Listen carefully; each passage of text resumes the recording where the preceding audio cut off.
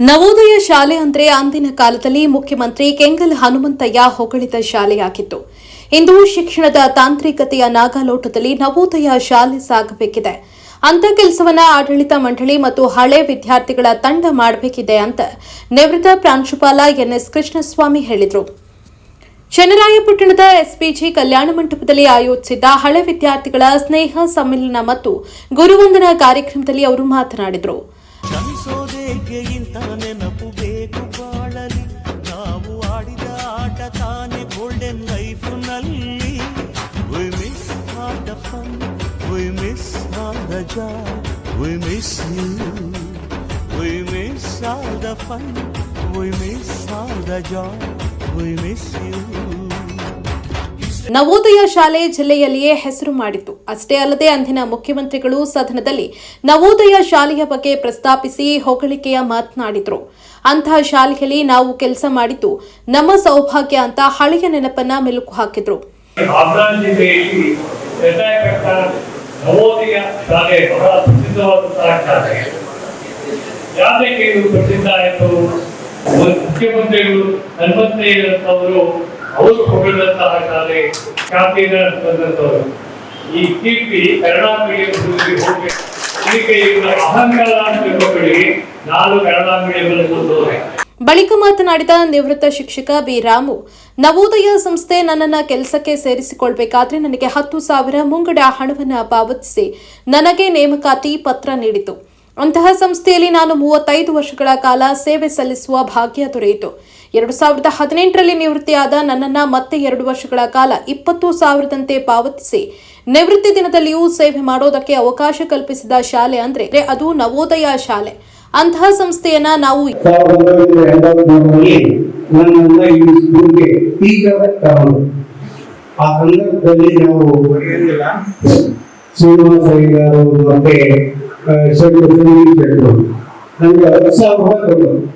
ಯಾಕೆಂದ್ರೆ ಸಂಬಳ ಬರೋದು ಇಂತಹ ಸಂಸ್ಥೆನ ನಾವು ಜೀವನದಲ್ಲಿ ಬೆಳೆಯಲ್ಲ. ನಾನು 2015 ರಿಟೈರ್ಡ್ ಆದಾಗ ನನ್ನ ಪುನಃ ಬನ್ನಿ, ಮಕ್ಕಳು ಇಷ್ಟಪಡ್ತಾ ಇದ್ದಾರೆ ಪಾಠ ಮಾಡಿ, ಮೀಟಿಂಗ್ ತಿಂಗಳಿಗೆ 20,000 ರೂಪಾಯಿ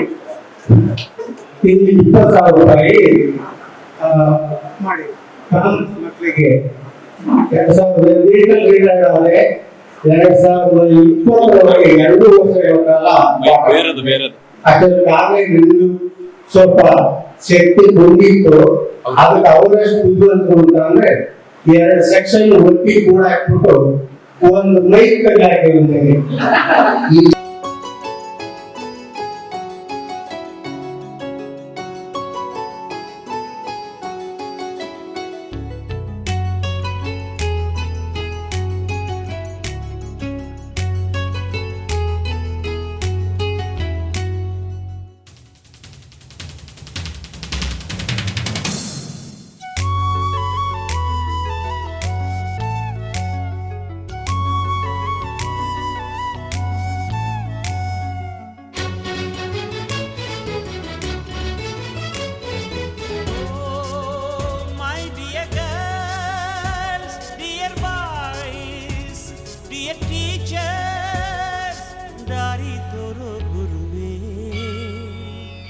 ಬಳಿಕ ಮಾತನಾಡಿದ ಹಳೆ ವಿದ್ಯಾರ್ಥಿ ಭರತ್, ಗುರುವಿನ ಗುಲಾಮನಾಗುವ ತನಕ ಯಾವುದೇ ವಿದ್ಯೆ ತಲೆಗೆ ಹತ್ತುವುದಿಲ್ಲ. ನನ್ನ ಜೀವನದಲ್ಲಿ ನನಗೆ SSK ಮತ್ತು ನಮ್ಮ ಚಿಕ್ಕಪ್ಪ ಇವರ ಇಬ್ಬರ ಪಾತ್ರ ಬಹಳ ದೊಡ್ಡದಿದೆ. ಅವರು ಹಾಕಿಕೊಟ್ಟ ಬುನಾದಿಯಿಂದ ನಾನು ಕೊನೆಗೂ SSLCಯನ್ನ ಪೂರ್ಣಗೊಳಿಸೋದಕ್ಕೆ ಸಾಧ್ಯ ಆಯಿತು ಅಂತ ಹಳೆಯ ನೆನಪನ್ನ ಮೆಲುಕು ಹಾಕಿದ್ರು.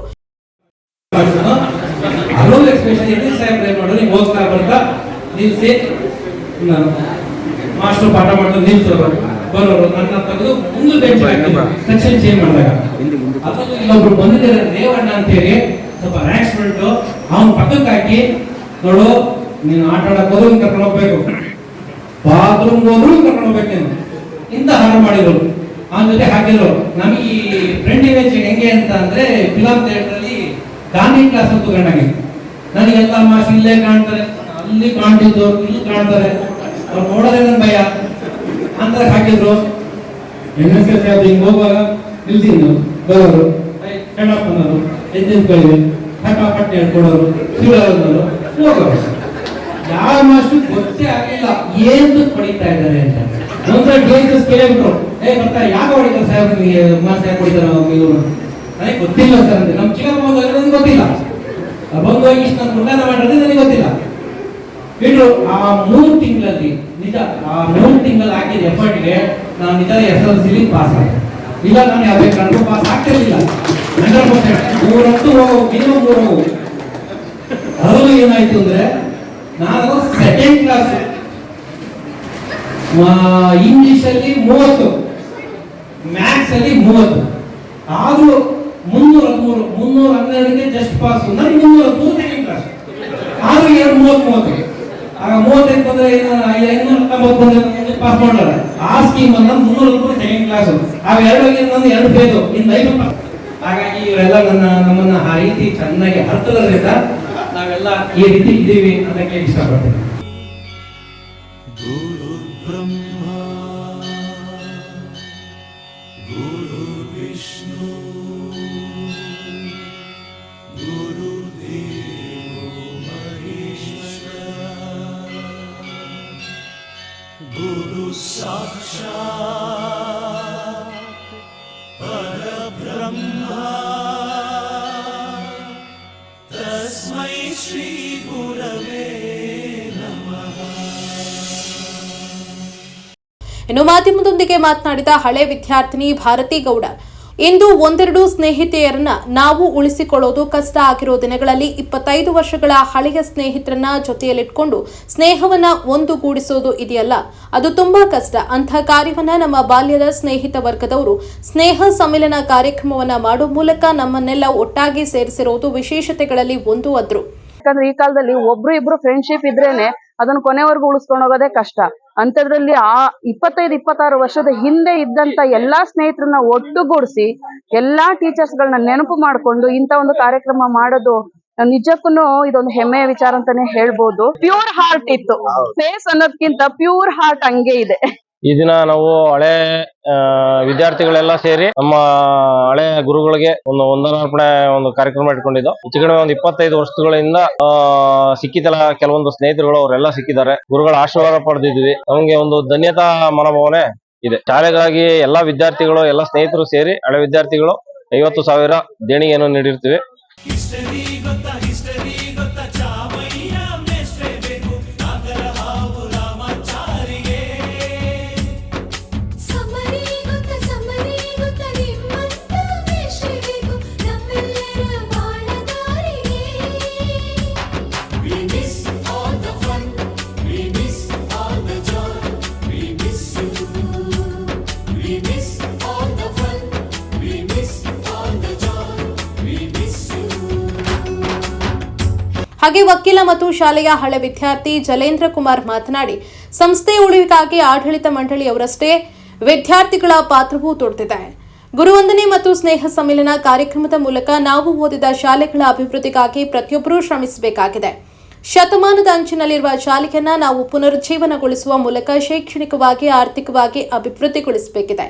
ಆ ನಿಟ್ಟಿನಲ್ಲಿ ನಮ್ಮ ತಂಡ ಮೊದಲ ಬಾರಿಗೆ ಸಂಸ್ಥೆಗೆ 50,000 ನೀಡ್ತಾ ಇದ್ದು, ನನ್ನ ವೈಯಕ್ತಿಕವಾಗಿ 50,000 ರೂಪಾಯಿಯನ್ನ ನಾನು ಸಂಸ್ಥೆಯ ನಿರ್ದೇಶಕನಾಗಿರುವ ತನಕ ಪ್ರತಿ ವರ್ಷ ನೀಡ್ತೇನೆ ಅಂತ ಹೇಳೋ ಮೂಲಕ ಇತರರಿಗೆ ಮಾದರಿಯಾದ್ರು. ಸಂಸ್ಕೃತ ಲೆಕ್ಚರರ್ ಜುಟ್ಟಿನಲ್ಲಿ ಚೇಳು ಕಟ್ಟಿದ್ದು, ಹಿಂದಿ ಟೀಚರ್ ಚೇರಿಗೆಲ್ಲ ಗಮ್ಮು ಹಾಕಿದ್ದು,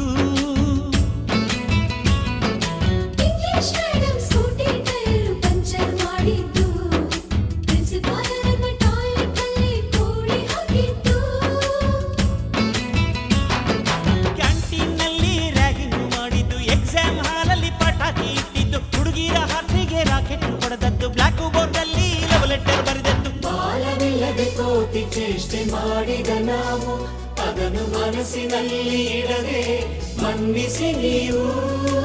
1988ರಿಂದ 1998ರವರೆಗಿನ ಯಾವ ಕನ್ನಡ ಮಾಧ್ಯಮ ನವೋದಯ ವಿದ್ಯಾಶಾಲೆಯ ಚಂದ್ರಬಣ್ಣ ಇಲ್ಲಿಗೆ ನಾವು ಓದಿದಂತ ಶಾಲೆಗೆ ನಾವು 50,000ಗಳನ್ನ ದೇಣಿಗೆಯಾಗಿ ನೀಡಿ ಇವತ್ತಿನ ಎಲ್ಲ ನಮ್ಮ ಹಳೆಯ ವಿದ್ಯಾರ್ಥಿಗಳು ಹಿರಿಯ ನವೋದಯ ವಿದ್ಯಾರ್ಥಿಗಳಿಗೆ ಒಂದು ನಮ್ಮ ಬ್ಯಾಚಿನ ವಿದ್ಯಾರ್ಥಿಗಳು ಒಂದು ಮಾರ್ಗದರ್ಶನವನ್ನ ನೀಡಿದರೆ ವಿದ್ಯಾರ್ಥಿಗಳು ಒಂದು ಉಚಿತವಾಗಿ ಅಥವಾ ಒಂದು ಕಡಿಮೆ ಬೆಲೆಯಲ್ಲಿ ಕಡಿಮೆ ವೆಚ್ಚದಲ್ಲಿ ಉತ್ತಮ ಗುಣಮಟ್ಟವಾದಂತಹ ಒಂದು ವಿದ್ಯಾಭ್ಯಾಸವನ್ನ ಪಡೆಯಲು ಅನುವು ಮಾಡಿಕೊಡಕ್ಕೆ ನವೋದಯ ವಿದ್ಯಾಸಂಸ್ಥೆ ಬೆಳಿಬೇಕು, ನವೋದಯ ಶಾಲೆ ಉಳಿಬೇಕು ಅನ್ನೋದು ನಮ್ಮ ಉದ್ದೇಶ ಆಗಿದೆ. ಸಂಗಮ ಗ್ರೂಪ್ ಮಾಡ್ಕೊಂಡು ಸ್ನೇಹ ಸಮ್ಮೇಳನ ಅಂತ ಕಾರ್ಯಕ್ರಮಗಳನ್ನ ಮಾಡ್ತಿದ್ದು, ಕಳೆದ ಬಾರಿ ಪ್ರಾಥಮಿಕ ಶಿಕ್ಷಕರಿಗೆ ಮಾಡಿದ್ದು, ಈ ಸಾರಿ ನಮ್ಮ ಪ್ರೌಢ ಶಿಕ್ಷಕರಿಗೆ ಮಾಡಬೇಕು ಅಂತ ಅದೇ ಒಂದು ಹುಮ್ಮಸ್ಸಿನಲ್ಲಿ ಎಲ್ಲಾ ಸದಸ್ಯರುಗಳು ಒಗ್ಗೂಡಿ ಈ ಕಾರ್ಯಕ್ರಮ ಮಾಡಿದ್ದು ನಮ್ಮ ಒಂದು ಅಭೂತಪೂರ್ವ ಕ್ಷಣ ಅಂತ ನಾವು ಕೂಡ ಭಾವಿಸ್ತೀನಿ.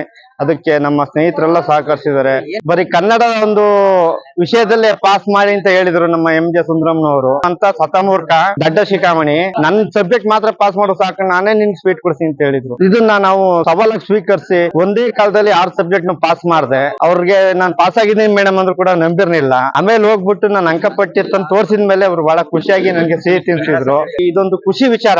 ನಮ್ಮ ಬಾಲ್ಯದ ಗೆಳೆಯ, ನಮ್ಮ ಸ್ನೇಹಿತ ಆ ನವೋದಯ ಸಂಸ್ಥೆ ಒಬ್ಬ ನಿರ್ದೇಶಕರಾಗಿ ಅಲ್ಲದೆ ಖಜಾಂಚಿಯಾಗಿ ಕೂಡ ಕಾರ್ಯನಿರ್ವಹಿಸ್ತಾ ಇದ್ದಾರೆ. ಅವರು ಗೆದ್ದ ಮರುದಿನವೇ ಸ್ವಂತ 50,000 ದೇಣಿಗೆಯನ್ನ ಸಂಸ್ಥೆಗೆ ನೀಡುವ ಮುಖಾಂತರ ಒಂದು ವಿಶೇಷವಾಗಿ ಏನು ಅಂದ್ರೆ ಒಂದು ಉತ್ತಮವಾದಂತ ಕಾಣಿಕೆಯನ್ನು ಕೂಡ ಕೊಡ್ತೀನಿ ಅಂತ ಅವ್ರು ಒಪ್ಕೊಂಡಿದ್ದಾರೆ. ಪ್ರತಿ ವರ್ಷ ಅವರ ಅವಧಿ ಮುಗಿಯುವವರೆಗೂ ಕೂಡ ಪ್ರತಿ ವರ್ಷ 50,000 ರೂಪಾಯಿ ಸ್ವಂತ ದೇಣಿಗೆಯನ್ನು ಕೊಡ್ತಾ ಇದ್ದಾರೆ ನಮ್ಮ ಜಲೇಂದ್ರ ಅವರು. ಅವರಿಗೆ ನಮ್ಮ ನವೋದಯ ಪ್ರೌಢಶಾಲಾ ವಿಭಾಗದಿಂದ ಹೃತ್ಪೂರ್ವಕ ಧನ್ಯವಾದಗಳನ್ನ ಸಲ್ಲಿಸ್ತಾ ಇದ್ದೀವಿ. ಕ್ಷಮಿಸೋದೇಕೆ ಇಂಥ ನೆನಪು ಬೇಕು ಬಾಳಲಿ, ನಾವು ಆಡಿದ ಆಟ ತಾನೆ ಗೋಲ್ಡನ್ ಲೈಫ್ನಲ್ಲಿ.